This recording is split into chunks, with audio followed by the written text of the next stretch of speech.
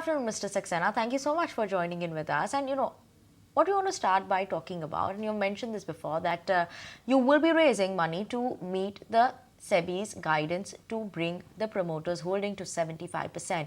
Now, you have already raised 1,000 crores approximately via your QIP. What are your plans for this year then? So, what we are actually keeping as a guidance for ourselves, for this year also our CRR, we should be maintaining minimum 15 to 16% levels. So, we have currently, our CRR as of March 24 was 17.38%. So, if I assume that we don't go for any capital raise and do our business, do our planned business, we are going to have a CRAR of around say 14.5% around. So that makes us a case for do some capital raise for growth, not knowing very well, understanding it that we don't have a need as such. We have that kind of growth capital for this next to sustain us for the next 1 year, but keeping a guidance of 16 to 17 will require me to raise money. That is one part. Second, yes, the SEBI dispensation that is available to me is requiring me to go from my current level of Government of India holding of 86.46%. to go down 75%, I have to do a raise of around 7,200 to 7,500 at the current prices. So I'm also mindful that this kind of a capital raise will not happen in one tranche, and so maybe it will happen in 2 to 3 tranches and may take a time of 1 to 2 years. So having said that, I definitely for the ensuing FY25, we will definitely at the opportune time decide the mode and go for some capital raise. Right. As you had mentioned that you are planning to expand your size, what's the branch addition plan from here on? Do you have any target how much to increase your branches by?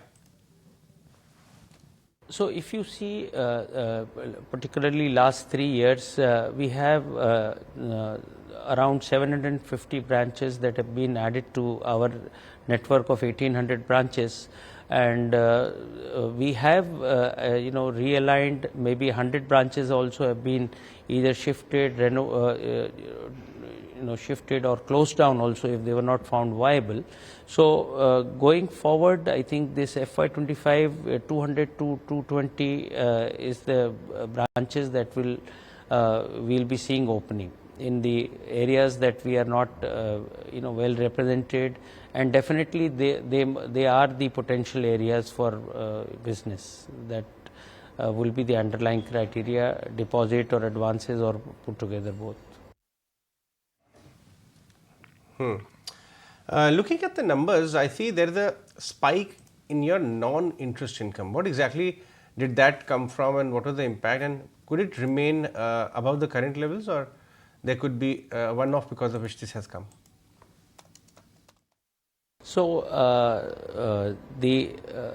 there are various components to this non-interest income, and we are mindful of one fact that the fee-based out of total income for the bank, that ratio is where we in fact have identified it as an improvement area for improvement. So there will be several components to improving our fee-based.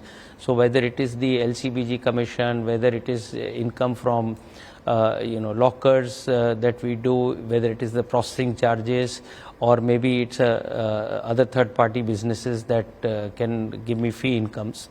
So we will be driving this and income, and whatever we have been getting so far, we will be only doing more than what we have got. It is not one-off spike in any of my businesses that currently is happening. And lastly, we just want to know in terms of your NIMs, they have been holding pretty strong this quarter.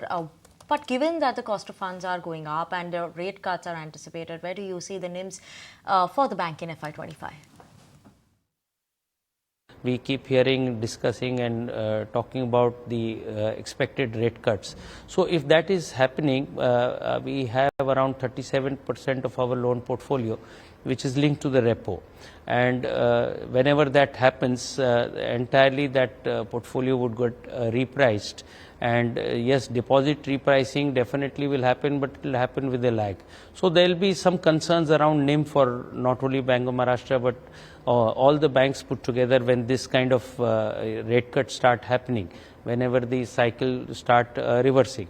So, but I will keep a guidance of maintaining the NIM at say 3.5 to 3.7 levels, and maybe this may be sounding a little conservative for us as of now, because the kind of business mix that we are having with very controlled slippages. My entire portfolio that we are adding is majorly towards the RAM, which is high yielding, and I am able to also command a very good CASA ratio, and average CASA is for me around 48-49.